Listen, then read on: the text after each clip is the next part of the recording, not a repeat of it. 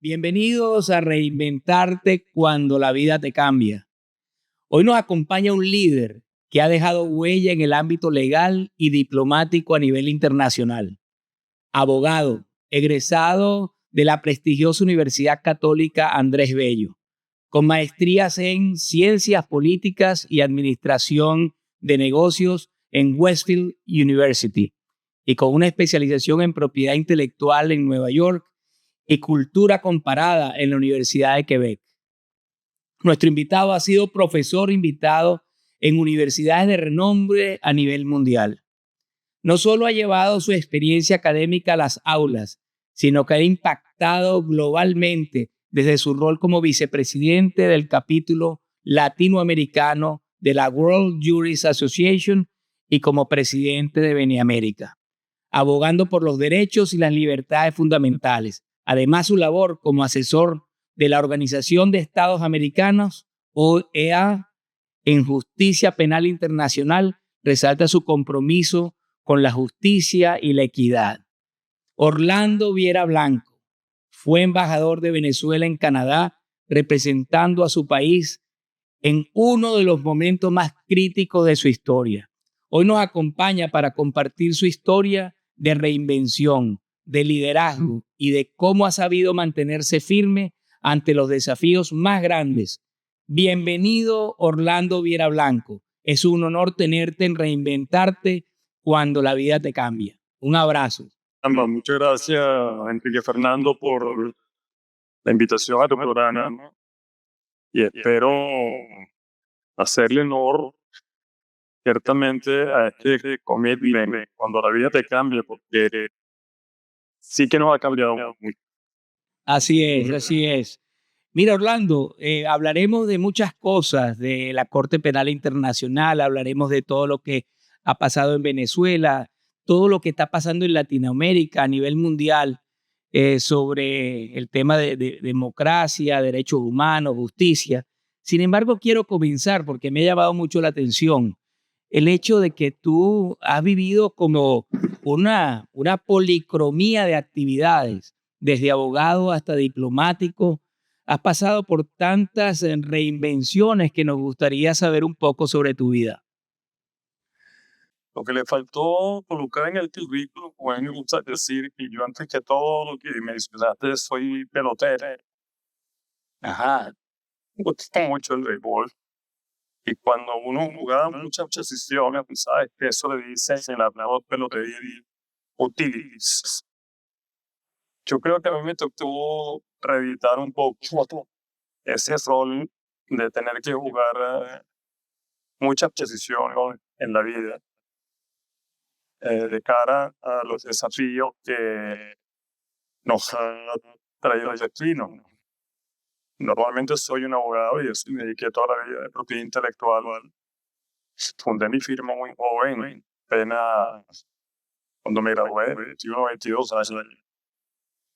Y por más de 30 he estado dedicado a estas tareas de contratos internacionales y de gestión de propiedad intelectual.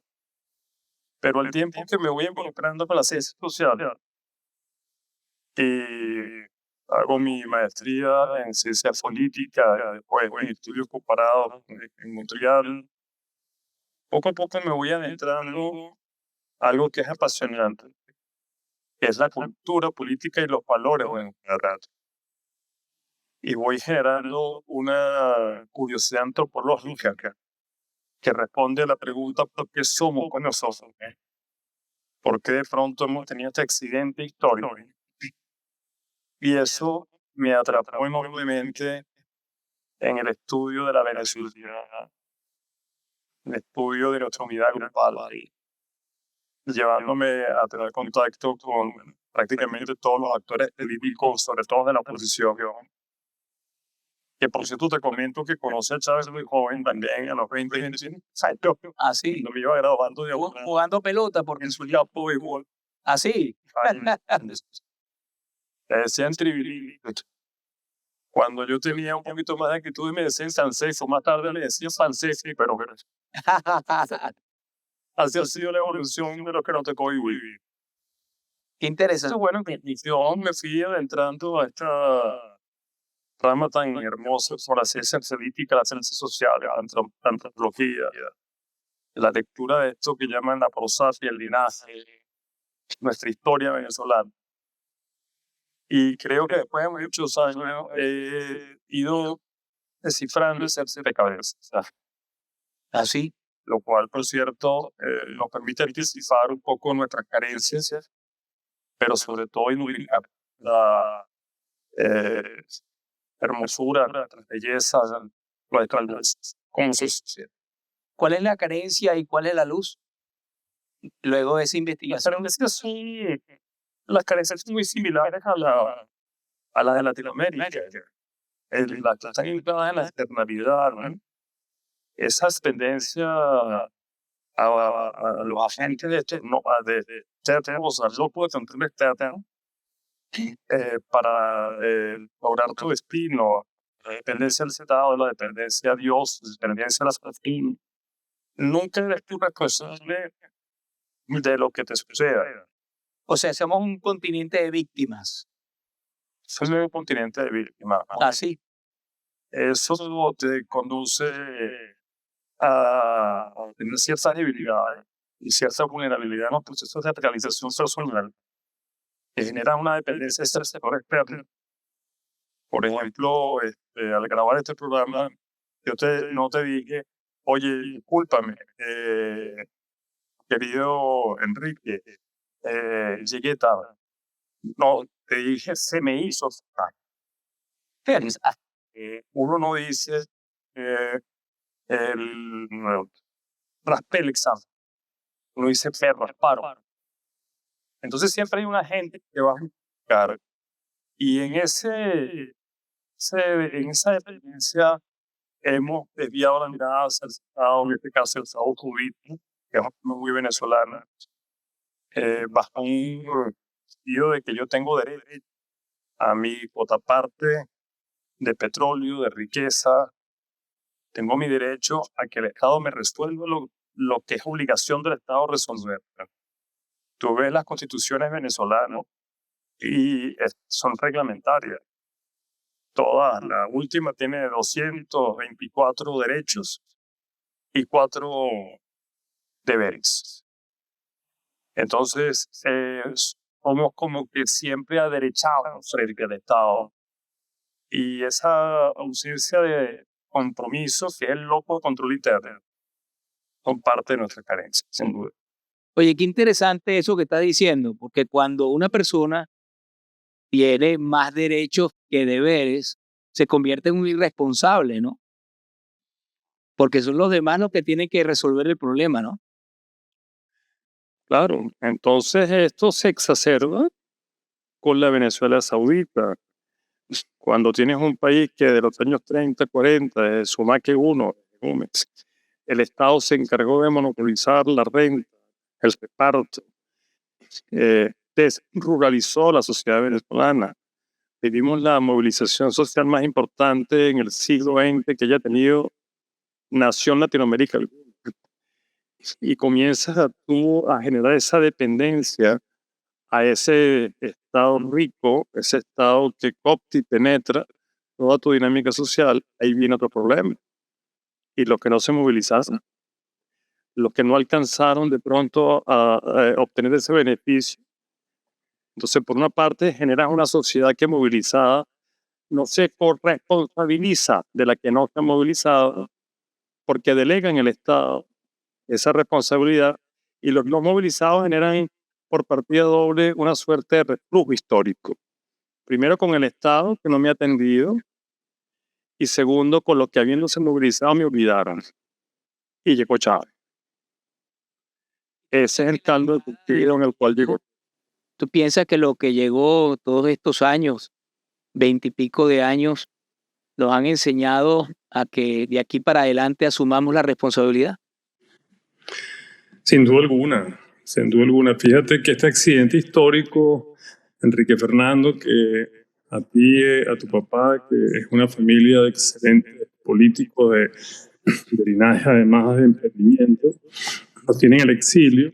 Y si algo hemos aprendido a girar la mirada hacia aquellos desposeídos que en medio de esta crisis humanitaria grave que vivimos, sobre todo hace unos años, pero que está latente, bueno, los venezolanos comenzamos a organizarnos para enviar alimentos, medicamentos y el contador en marcha con temas de remesas. Nos empezamos a involucrar quizás por primera vez directamente con actitudes redentoras, con ayudar a nuestros connacionales. Entonces, ahí hay una lección aprendida. Hay que seguir evolucionando. Ahorita la sociedad venezolana rechaza, porque lo sufrió, el colectivismo, esta narrativa socialista. Allá ya se empieza a entender que no es el Estado el que me va a resolver, sino que más bien es el Estado administrado de esta forma quien me ha hecho daño, quien me ha castrado desde el punto de vista personal, desde el punto de vista colectivo. Comenzamos a aprender que somos nosotros los que tenemos que hacernos protagonistas en nuestra propia realidad. Se ha generado un emprendimiento de supervivencia en el país y en el exterior. Y entonces ahí es como dice tu programa, nos cambió la vida. Y tenemos que reinventarnos.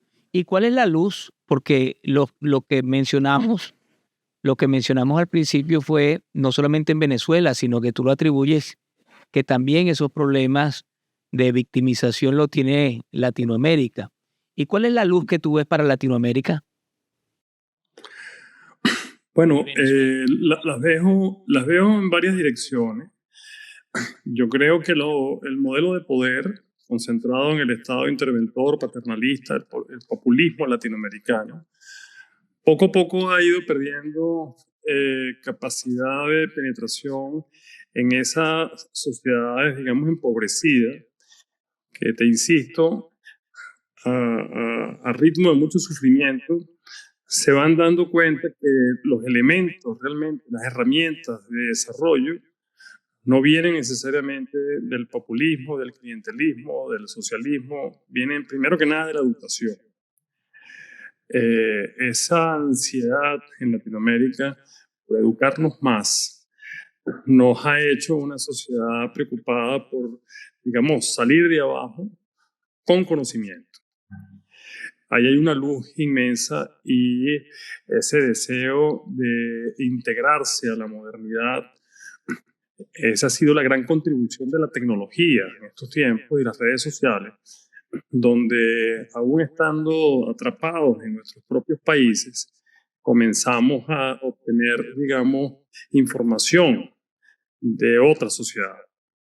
Y empezamos a reflexionar y empezamos de alguna manera a revisar en qué consiste eso de la externalidad. Porque no es entonces papá, mamá, papá Estado, no son los políticos, no es la clase política, no es Dios, no es la lotería la que me va a resolver el problema. Empiezo a reconocer que el cambio lo produzco yo e incluso lo produzco desde el propio dolor. Y ese ha sido un aprendizaje no solamente de los venezolanos, obviamente con mucho sufrimiento, sino de todo el continente. Ahora, tú has sido una persona que has llevado un recorrido en donde en cada área donde has asumido responsabilidad lo has hecho con enorme éxito y además con buen reconocimiento de parte de quienes te conocen y quienes han tenido la oportunidad de contar con tus servicios profesionales. Igualmente has sido un estudioso de todo ese proceso en Latinoamérica. Y ahora te veo también un experto en la materia sobre derecho penal internacional. Me refiero a que eres asesor permanente con la Organización de Estados Americanos y quisiera saber qué te llevó a especializarte y estar tan pendiente de los derechos humanos y la justicia. Sí, yo quisiera primero hacerte una pequeña, una reseña histórica, no mía, sino tratar de responderte con ciertos elementos identitarios, culturales, propios de nuestra cultura política y nuestros valores, ¿no? Venezuela no es una sociedad de pronto como la mexicana, la colombiana, que fueron, digamos, caracterizadas por haber sido virreinatos, no somos una sociedad tampoco nacida de clases sociales o de diferencias de castas. Venezuela tiene una característica que siempre fue una sociedad muy horizontal y con la era petrolera, que te comentaba que se generó esa gran movilización social, bueno, el país se fue desruralizando. El país fue generando una escalada maravillosa desde el punto de vista urbano, desde el punto de vista educativo. En los años 60 la moneda, la venezolana, era la tercera moneda más importante del mundo, referente como el dólar y como el franco suizo. Tuvimos becas como la Gran Mariscal de Ayacucho, que permitió que muchos venezolanos salieran al exterior a estudiar y regresaran a, digamos, continuar ese proceso de desarrollo y de impulso país.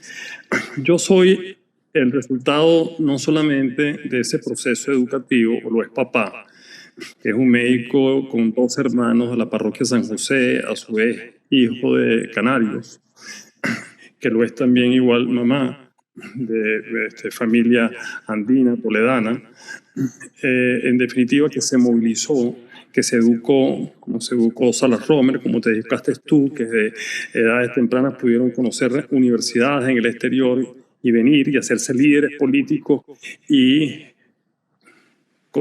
concitar todo un proceso. Si uno fue abogado, fue porque tuve la oportunidad de hacerlo, y si el destino me llevó a luchar por la libertad, por la democracia, y pasar de ser un abogado propiedad intelectual, ese aprendizaje, esa resiliencia viene de familia. Ese compromiso viene de familia. Eso es muy venezolano. Por eso que parte de lo que hay que rescatar en todo este proceso, Enrique Fernando, es el reconocimiento a nosotros mismos como ese tipo de sociedad que te estoy describiendo. Luego, giro la mirada forzosamente porque al involucrarme con las ciencias sociales y políticas, el destino en el exterior, viviendo en Canadá, me lleva entonces a proteger a mis compatriotas de la violación de derechos humanos. Conozco a Irving Kotler en Canadá, que es el iniciador de todo lo que es el esquema de la justicia penal internacional, de las denuncias ante la Corte Penal Internacional. Y desde esa fecha hasta acá, un abogado que venía haciendo carrera en lo que ya te comenté, de pronto se hace, digamos, del compromiso de la justicia penal internacional. Y esto nos va llevando incluso al cargo de embajador. ¿Qué me iba a imaginar yo que hace 40 años, que de adolescente, mi suegro me invitó con la noviecita que tenía, que todavía es mi esposa, a Montreal, que iba a querer saber uno que iba a terminar siendo, por cierto, embajador sin embajada y sin cartera, pero de un honor y una honra inmensa. Esa resiliencia, ese deseo de superarse, pero también de tutelar a los tuyos, que te comentaba hace un rato, está muy en nuestras características de movilización social, lo tenemos por un lado, pero por otro lado, te decía que las carencias han sido que mientras nos duró esa renta petrolera, mientras delegamos en el Estado resolvernos los problemas, no nos involucramos en lo que ahora sí nos involucramos, y que por cierto te digo, lo aprendimos en casa porque nuestras madres, Venezuela es un matriarcado, lo primero que nos enseñaron es que tenemos que ser hombres de familia, que tenemos que ser hombres que digamos buenos con el prójimo, y ese melting pot, esa mezcla, digamos, de matriarcado con movilización social y con la tragedia que hemos vivido, nos han llevado a todos, a ti incluido, y a los que nos escuchan, a reinventarnos. Sí, desde luego. Y quienes nos están escuchando, Orlando, y aquí quisiera que nos convenzas a todos de que realmente ese camino de la Corte Penal Internacional realmente produce resultados y que nos dé ejemplos. Porque mucha gente dice, bueno, está bien, pero internacionalmente todavía falta más y más y más. Y tú le dices, bueno, pero la Corte Penal Internacional está a punto de tomar una decisión. Y entonces te dice, sí, pero eso no va a hacer nada. Háblanos a todos y convéncenos de que realmente vamos por buen camino. Bueno, lo primero, vamos de lo más a lo menos. La justicia es la base, es el fundamento de la paz. Si no hay justicia y no la hay en Venezuela, entonces lo que hay es una muy peligrosa impunidad, lo que hay es caos y lo que hay es autoritarismo. La justicia penal internacional, que le costó mucho llegar a porque son más de 400 o 500 años de historia, desde los tiempos medievales se intentaban juzgar fuera de los territorios a los reyes o a los duques o a los grandes personeros feudales de otras comarcas, ¿no?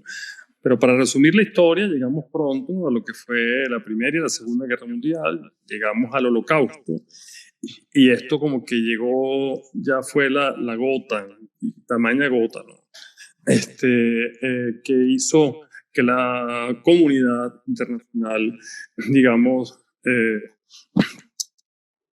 fuera por el camino de la justicia penal internacional. Ahí vinieron los juicios de Nuremberg, los juicios de Tokio, y después vino el Estatuto de Roma, y a partir del Estatuto de Roma la Corte Penal Internacional. Estos procesos, por ejemplo en África, ya han generado una revisión profunda de las dictaduras africanas, ¿no? En el Congo, en Kenia, en Ruanda, también han generado revisiones profundas en el Medio Oriente. La Corte Penal Internacional tiene poco más de 20 años, tiene 41 procesos, de los cuales ha, digamos, castigado y condenado a 14 dictadores. Otros no han podido, como Milosevic, cumplir condena, otros se mantienen atrincherados, pero genera un proceso revisorio continuo de la justicia penal en términos de agresión, en términos de actos de guerra, en términos de genocidio, en términos de crímenes de lesa humanidad, que es lo que más tenemos en el país. Esa luz, esa vigilancia, no solamente activa a esa corte, sino que a toda una estructura de las Naciones Unidas que está en continua vigilancia de lo que ocurre en Venezuela. Las carencias, volviendo con temas de virtudes y carencias. Bueno, que hay lentitud, que son procesos probatorios muy técnicos, que no hay esa inmediatez que podríamos tener en la justicia local porque no hay flagrancia, porque el derecho a la defensa no solamente es el derecho a la defensa del Estado régimen o del Estado autoritario en términos de comparecer a juicio asistido de abogado, sino que también tienes que agotar un periodo de cooperación con el Estado miembro o quienes están siendo juzgados para darle la oportunidad al Estado miembro de que aplique la justicia local. Pero en definitiva, hay cada vez más compromiso en generar actos, digamos, que realmente sean contundentes para aliviar la carga o para ponerle fin a las represiones. Con Putin se le dicta una orden de arresto. Venía con una ola de secuestros de niños en Ucrania. Él y su ministra, bueno, tuvo que devolver los niños y parar con eso. Y está atrincherado y no puede ir por el mundo por libre. Netanyahu, que es injusto porque se le asemeja a los terroristas de Hamas, bueno, pero generan una profunda reflexión sobre lo que está sucediendo realmente en esa guerra entre Gaza e Israel. Hay proporcionalidad en términos de legítima defensa. Todo eso te genera profunda, que impide no solamente a los gobernantes, Enrique Fernando, impide a los cuerpos medios seguir obedeciendo órdenes ilegales, y ahí vienen desprendimientos. Por ejemplo, en Venezuela yo te puedo decir que la gran mayoría de esos cuerpos medios de las Fuerzas Armadas, de las policías regionales y de las policías nacionales y de las policías de inteligencia, que no le gusta verse retratado en esta investigación que hay en la Corte Penal ni en la Comisión de Determinación de Hechos o las conclusiones del Alto Comisionado de Derechos Humanos, porque saben que se les pone el mundo pequeño, que es cada vez más global y también es global para la justicia penal. Eso genera desprendimientos que están latentes, y esa es la luz y esa es la presión que genera la justicia penal. Ahora, yo quisiera que avanzara al mismo ritmo de la orden de detención de Putin, y que ya se hubiesen librado las solicitudes de órdenes de aprehensión contra Maduro y su cadena de mando. Por cierto, cosa que ahora ya sucedió en Argentina, que es uno de los 10 países que tiene jurisdicción universal. Ahora, ¿qué diferencia hay con lo decidido por Argentina? Argentina ya tomó una decisión. El tribunal de este país señaló que hay orden de arresto de Nicolás Maduro y de algunos que lo acompañan en ese régimen. ¿Cuál es la similitud? ¿Cuál es la diferencia de que lo haya hecho el Tribunal de Argentina y la Corte Penal Internacional? ¿Hay alguna diferencia? Muy buena tu pregunta para aclarar algunas cosas. La similitud es que hay jurisdicción universal. Es decir, cualquier persona, sea argentino o no, se encuentre o no en Argentina, puede ser juzgado en Argentina, te repito, estando o no en ese país, por crímenes de lesa humanidad, siendo que las víctimas pueden ser o no argentinos, o pueden o no encontrarse en Argentina. Esto es lo mismo, esta es una similitud con la jurisdicción universal de la Corte Penal Internacional de La Haya, o con la jurisdicción universal de Alemania, de España. ¿Te acuerdas que Garzón trató de darle captura a Pinochet por allá, creo, si mal no recuerdo, en los años 80? Está la jurisdicción de los Países Bajos, de Suiza, de Suecia, de Bélgica, por decirte algunos ejemplos de países que la tienen, ¿no? De Canadá. Ahora, la diferencia es que la Corte Penal Internacional actúa como un cuerpo que le rinde cuenta a unos Estados miembros y que pertenece al sistema de las Naciones Unidas, actúa con procedimientos universales que están en el Estatuto de Roma. Y en el caso argentino, actúa con la legislación penal argentina que contempla y que prevé los crímenes de lesa humanidad conforme a los procedimientos internos argentinos que solicitan una orden de captura en contra, por cierto, de Maduro, de Cabello y de 30 más, conforme así lo determina la Cámara Federal Argentina, porque se hacen eco, o no eco, sino se hacen de las pruebas de testimonios de venezolanos, en este caso sí viviendo en Argentina, y de los reportes que, como te decía, han salido de 4 años de gestión de la Comisión Independiente de Determinación de Hechos de las Naciones Unidas y de múltiples referrals, se llaman remisiones que países acusando a Maduro han depositado, han consignado a la Penal Internacional, a saber, la propia Argentina, que se había salido y volvió a entrar con Milei a esa denuncia ante la CPI, Chile, tuvo Colombia y se salió, tenemos a Perú, tenemos a Paraguay y la propia Canadá. Entonces, esas son las similitudes, son que es jurisdicción universal, y la tipicidad son estos crímenes de lesa humanidad. La diferencia es que los procedimientos están uno en un tratado y otro están en la legislación local. Ok. Ahora, danos ejemplos de éxito. O sea, se tomó una decisión, orden de arresto, y se cumplió.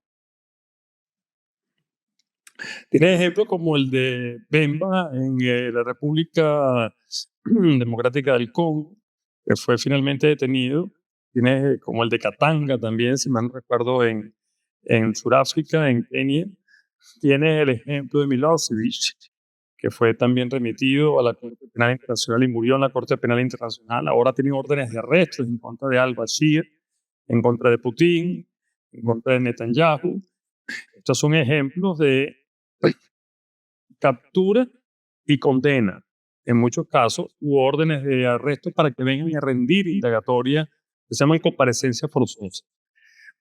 Vamos a pensar un poco más allá. ¿Qué pasa si hay un cambio de régimen en Venezuela, producto, que estoy seguro que esto viene, producto de esta decantación que estamos viviendo desde el punto de vista político? Y viene una nueva coalición dominante a hacer gobierno en el país.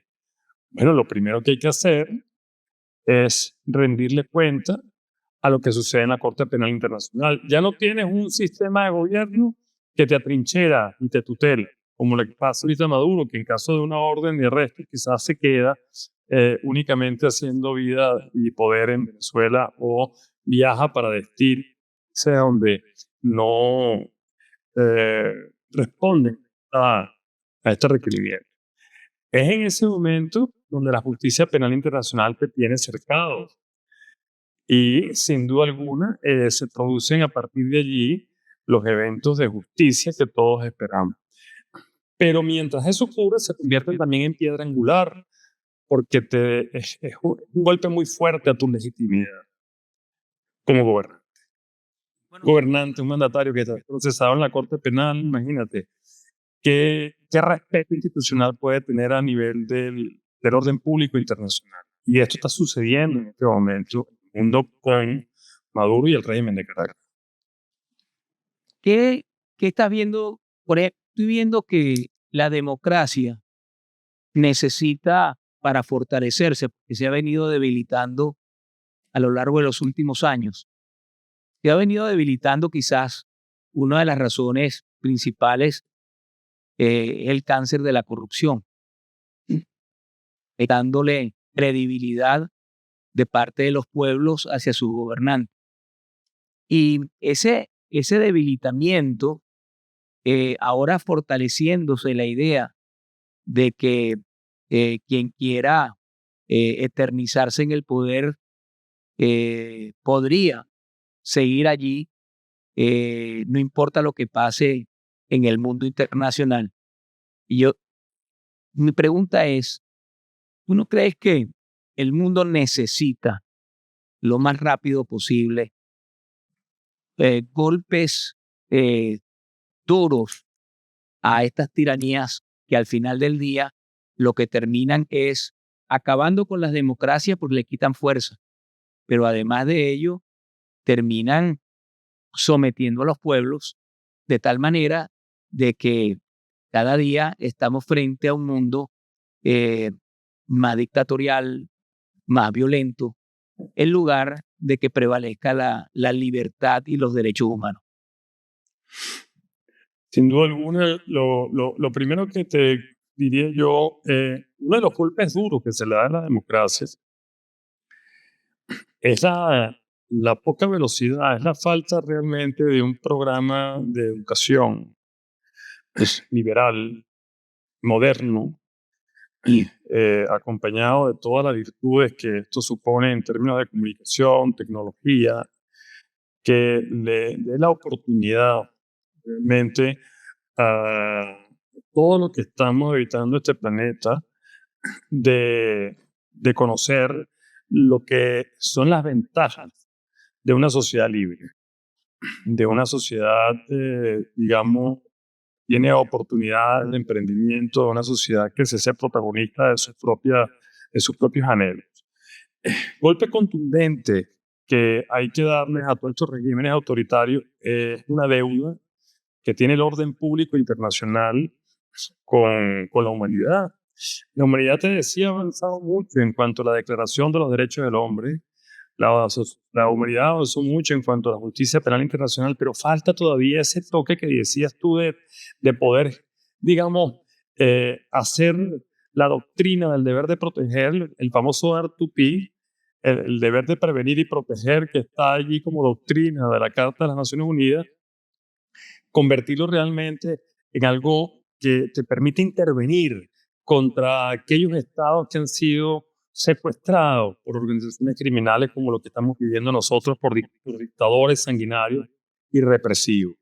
Eso todavía no está dispuesto sin el orden público internacional porque estamos anclados en esos conceptos cerrados de soberanía y no intervención, que están bien, pero entonces todo aquello que dice que por encima de la soberanía y que por encima de la no intervención están los derechos humanos, que son derechos que preceden incluso a la humanidad misma, que son derechos naturales y esenciales del hombre, todavía eso en la práctica no se resuelve. Lo que pasa, Y ahí tenemos una deuda histórica con la humanidad. Orlando, embajador, eh, yo quisiera decirte que eh, muchos mucha gente piensa que los derechos humanos comenzó como una bandera espectacular. Sin embargo, han terminado como que defendiendo el derecho de los delincuentes frente al ciudadano común. De allí la fortaleza que uno ve a distancia eh, que tiene, por ejemplo, el presidente Bukele en El Salvador. En estos días él estuvo en un escenario, creo que era las Naciones Unidas, en donde dijo lo siguiente, él dijo, me atacan por los derechos humanos, por haber ido en contra de, de los delincuentes, pero ¿por qué no sacamos las matemáticas? Yo he puesto presos a miles de delincuentes, pero le he dado libertad y paz a millones de ciudadanos de mi país. ¿Qué opinas tú sobre eso? Sí, a mí estos temas de los derechos humanos, como hemos hablado hoy en el programa, en los cuales uno se ha venido involucrando en esta segunda etapa de mi vida y sobre todo en el exilio. Te comento, Enrique Fernando, que hay que buscarle lo que decía Aristóteles, el punto medio, ¿no? Es verdad que los malos, dice Bukele, están en la cárcel y que millones de buenos gozan de libertad porque precisamente estos delincuentes han venido a pagar con cárcel sus hechos punibles. Pero es muy importante que también quede en el paladar del país como nación que esos mismos delincuentes han gozado de derecho a la defensa, se les han respetado, amén de sus atrocidades, sus derechos humanos, su dignidad, amén de que ellos no han respetado su dignidad, porque hay que ir a lo profundo también de lo que, cuáles son los factores criminales o crimigenios que generan todos esos procesos en una sociedad, digamos, como lo hace la salvadoreña, en situación de descomposición, nuestros mismos. Porque si no, lo que podría generar es algo muy peligroso, que es una suerte de sociedad fracturada. Ahí podrían venir, digamos, sentimientos de revancha, sentimientos de odio, y esto podría convertirse en algo que a la vista luce ser una, digamos, fuerza represiva y profiláctica necesaria y efectiva, te podría estar generando, por otro lado, una violencia en el proceso de redención, en el proceso de reencuentro y en el proceso de convivencia de tu país. Entonces, ahí hay que tener mucho cuidado porque a partir de la defensa de los derechos humanos o a partir de algunos excesos, entonces comienzan las polarizaciones. Bueno, precisamente eso es lo que uno observa, ¿no? Y volvemos al tema que estábamos hablando, que hace falta un golpe de opinión pública en el terreno de lo que debe ser para que entonces se gane confianza.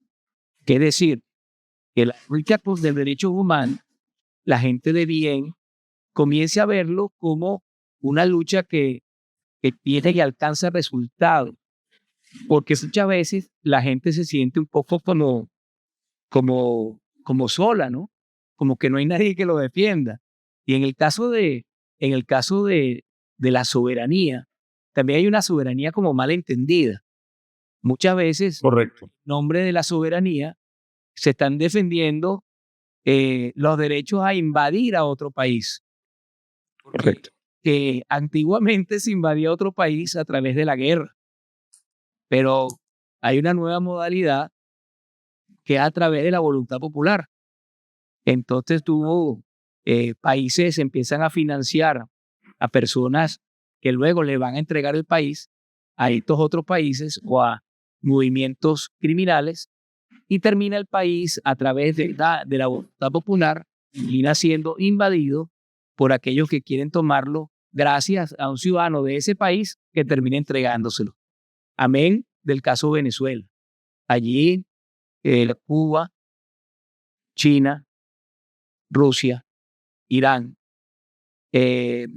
han invadido, entonces no se puede hablar de soberanía, sino al hablar de invasión internacional de un país, debería haber una contraparte, que es que la comunidad internacional también tiene derecho a liberar a ese país de esa fuerza opresora que tiene sometida a la población. ¿Qué opinas? Pero eso existe, ¿no?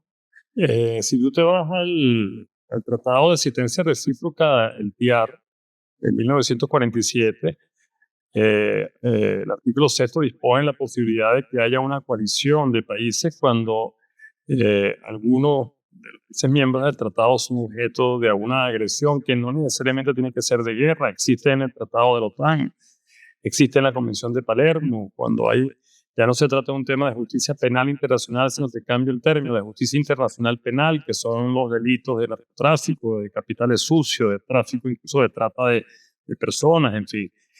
El tema es que es un asunto de madurez y de voluntad política y es un asunto también de correlación de fuerza. En este momento, por ejemplo, en la OEA o en Naciones Unidas, puedes ver cómo hubo toda una jornada de la Asamblea General de las Naciones Unidas donde se habló del tema de Venezuela. El tema de Venezuela fue un tema a la par del tema climático, un tema a la par de la guerra en Ucrania, un tema a la par de la guerra de Gaza.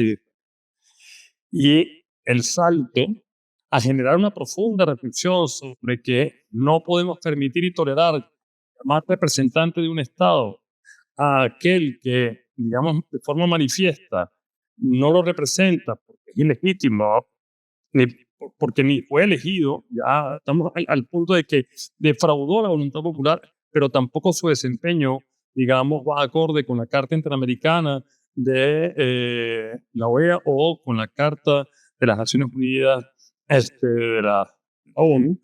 Esto tiene que generar un salto mucho más contundente, como tú bien lo has dicho, es el derecho de los pueblos a ser rescatados, defendidos, inclusive a ser tutelados de estas organizaciones criminales. Ahora, te quiero en un minuto decirte algo también, ¿no? Venezuela ha vivido, por ejemplo, 2 olas de redención política muy importantes. Después de un siglo completo de montonera donde perdimos 1/3 de población, que fue el siglo XIX, llegó Gómez y a punta de sable, pan, orden y trabajo, era el lema, acabó con esas montoneras y con el petróleo generó una suerte, digamos, de proceso de desruralización y de avance en el marco del autoritarismo, el positivismo criollo. El Pacto a Punto Fijo fue esa segunda ola de redención política. La tercera tenía Chávez en sus manos, con todo el dinero, con todas las posibilidades realmente de convertir a Venezuela no solamente en una tacita de plata, no solamente en lo que es hoy Uruguay, que es la Suiza de Latinoamérica, sino convertirla en una sociedad redimida, reencontrada, desde el punto de vista del ostracismo y la relegación que ciertamente se generó en la cuarta. En sus manos tiene ahora María Corina, es la potencia que me permite a mí decirte que es irreversible. Ese anhelo, esa ansiedad de reencuentro, esa ansiedad de redención sociopolítica viene, pero el empuje y la tutela, quien se la va a dar para realmente nivelar el juego, que es una lucha muy desigual, lo da la comunidad internacional. Luego, no podemos dar ese gran paso interno, que yo lo llamo la revolución de las horquillas en Venezuela, ese proceso de removilización in-and-out, salir y entrar, y de ir generando después ya el desbordamiento del régimen, si nosotros no contamos con una garantía sólida, una tutela sólida de la comunidad internacional, que tiene que ser muy creativa en eso que tú acabas de decir y muy contundente, para realmente evitar que volvamos a patinar en un salto y un retroceso en los temas estos de que permanezca el régimen. ¿Cómo ves tú el desenlace? Porque te veo haciendo periplos y quisiera saber qué estás haciendo allá en París. En este momento estás en Francia. Me imagino que tiene que ver con todo lo que estamos hablando. Yo estoy seguro, porque te conozco como un hombre recio cuando crees en algo, que no solamente vas a llevar información, sino que vas a exigir resultados. ¿Nos puedes dar información sobre esto? Bueno, en París tengo esta semana una reunión con una firma que me ha venido, volvemos a los temas de las prácticas prestadas por el destino, ¿no? Que nos ha venido siempre prestando mucha orientación en la justicia penal internacional, la firma Vigo, y con quien vamos a tratar de elaborar un plan también de cooperación con la Oficina Pública de Víctimas en La Haya. Un esquema como el que hemos presentado ante la OEA para agilizar los procesos, ¿no? Y agilizar los procesos significa procesalmente, técnicamente, poder, digamos, llevarle también a la Corte las verificaciones de las incidencias que le hemos ido consignando. Hay 3, 4, 5 mil incidencias. Únicamente quien te habla en las últimas 6 semanas hemos consignado 800 y tantas incidencias, o 3.000 reordenadas en los últimos 3 o 4 años, pero sí que también validarlo ahora, con relatoría, con testigos. No importa, no tienen que ser todas, que sean algunas pocas, de todas las que tienen ellos, podemos colaborar.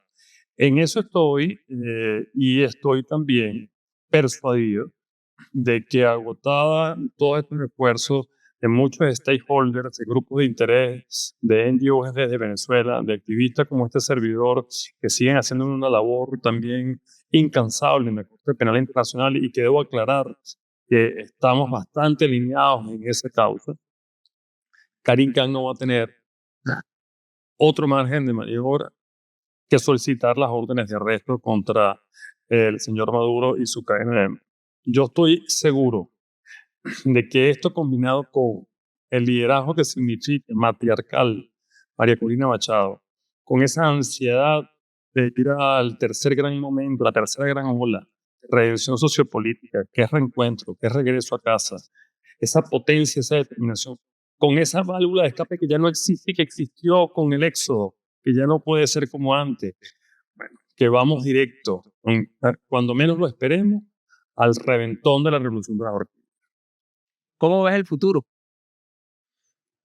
Lo veo luminoso, lo veo realmente, veo un rebote en Venezuela, realmente es extraordinario, como ya ha sucedido, no lo estoy inventando yo. Economías devastadas, diría tu papá, que lo son, produce unos rebotes cuando la confianza regresa, cuando el país se hace gobernar por gente realmente, digamos, decente, proba, que permite que esos capitales que ya estuvieron en Venezuela y que están ansiosos de regresar, comiencen a regresar no solamente en carne y hueso, sino también metálicamente, digamos, reconstruyendo. Yo creo que el rebote venezolano lo van a llamar el milagro venezolano, viene y viene pronto, mi querido Enrique Fernández. Caramba, yo te quiero agradecer muchísimo, Orlando y embajador, por esta extraordinaria entrevista, sobre todo que nos ha aclarado el tema de la comunidad internacional, de la Corte Penal Internacional. Nos has dado una primicia, es que estás viendo que pronto, muy pronto, tendremos una decisión de la Corte Penal Internacional. Y además, yo que te conozco, sé que vas a ser un embajador, así como siempre te he visto, un embajador de Venezuela ante la comunidad internacional, exigiendo no solamente hechos desde el punto de vista de papeles y decisiones, sino ya en el terreno de los hechos, y Venezuela pueda alcanzar la libertad.